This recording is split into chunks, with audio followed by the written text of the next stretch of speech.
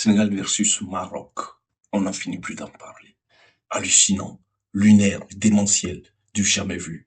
Depuis ce 18 janvier 2026, date de la finale de la Coupe d'Afrique des Nations, les épithètes pour qualifier la finale de la Coupe d'Afrique des Nations ne cessent d'affliger un événement qui avait pourtant bien commencé. Le football africain qui devait finir en apothéose, un mois de tournoi de football, un mois de fête du sport, le plus pratiqué en Afrique, a vu son événement finir dans les abîmes.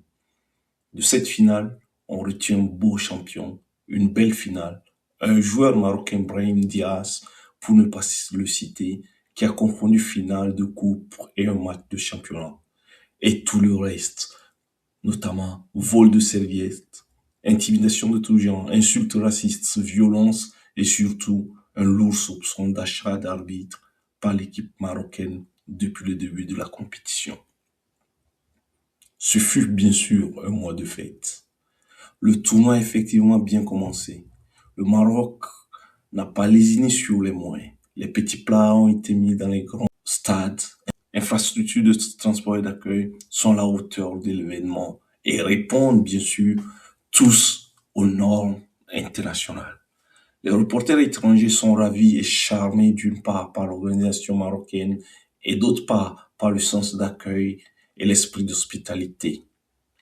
Pendant un mois, mis à part quelques voix dissonantes, chroniqueurs, commentateurs et autres créateurs de contenu sur les réseaux sociaux n'ont pas tari d'éloges. Voyons ensemble quelques-unes des appréciations qu'on pouvait lire à quelques heures de la finale. La performance remarquable des Lions de l'Atlas n'est pas le seul motif de fierté des Marocains. C'est aussi et surtout la qualité d'organisation et les éloges qu'elle suscite partout dans le monde. Pour eux, cette CAN 2025 n'est plus qu'un parcours sportif. C'est aussi le parcours d'un pays qui prouve de manière magistrale qu'il sait accueillir, sécuriser, organiser et transformer une compétition en vitrine. Un succès populaire, dit l'autre. Organisation irréprochable. Démonstration sécuritaire diplomatique. La CAN 2025 organisée au Maroc dépasse largement le cadre sportif. Sous l'impulsion de Mohamed VI, le football est devenu un levier stratégique du rayonnement du royaume. La CAN organisée au Maroc est de très haut niveau.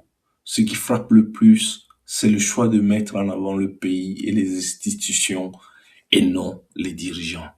Infrastructure sportive moderne, organisation professionnelle, une vision qui mène jusqu'à la Coupe du Monde 2030. Alors, d'où vient le problème?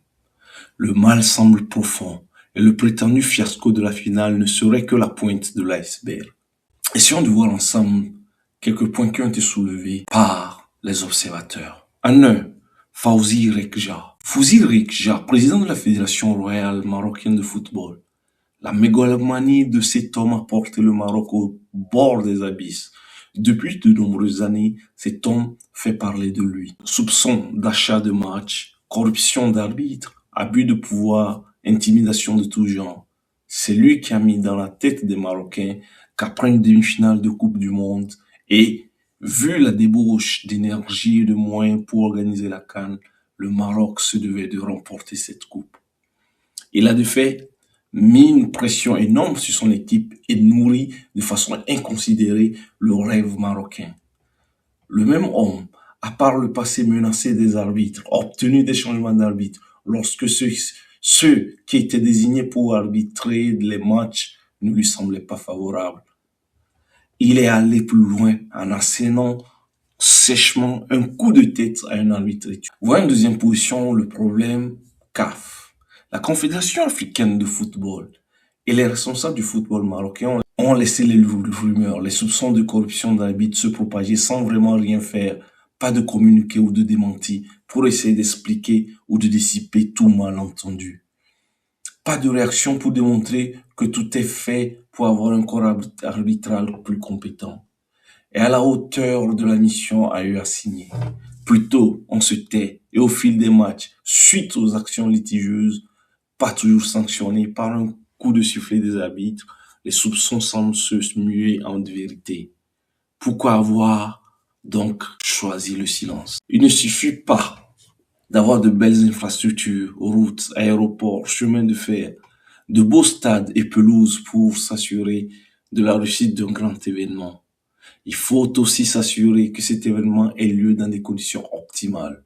En outre, les critiques ne tarissent pas et la Fédération sénégalaise en rajoute une couche avant de se rétracter. La FSF, la Fédération sénégalaise de football, a notamment critiqué l'absence de sécurité adéquate à l'arrivée de la délégation à la gare ferroviaire, des problèmes d'hébergement, obligation d'intervenir pour obtenir un hôtel 5 étoiles. L'interdiction d'utiliser le camp de base de l'équipe adverse et une billetterie très limitée pour les supporters. Ces tensions ont poussé la FSF à annoncer une conférence de presse finalement annulée. Thierry Henry a dénoncé un niveau insuffisant des arbitres, les jugeant pas au niveau du spectacle, en lien avec des décisions controversées lors de la finale. But sénégalais annulé, penalty marocain accordé. Le manque de formation des arbitres africains a été mis en cause plutôt que leur mauvaise volonté.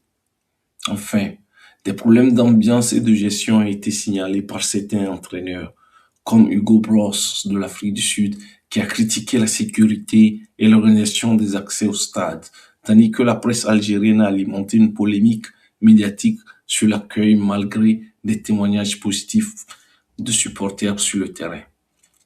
Pour finir, cessons de frapper, oui, cessons de frapper fort sur notre enfant à nous, qui est la CAN. C'est notre enfant à nous, aidons-le à grandir. Disons la vérité, je m'ennuie désormais à suivre l'Euro de football et la CAN me tient plus en haleine. Il y a ceux qui dénigreront toujours, mais ne l'oublions pas, nous avons entre les mains un joyau, évitons de le perdre. Pour apprendre de ces événements qui ternissent l'image de la CAN et de la CAF, il ne faudrait pas de fuite en avant. Il ne faudrait pas hésiter à accepter ses propres erreurs. C'est comme cela qu'on devient grand et fort.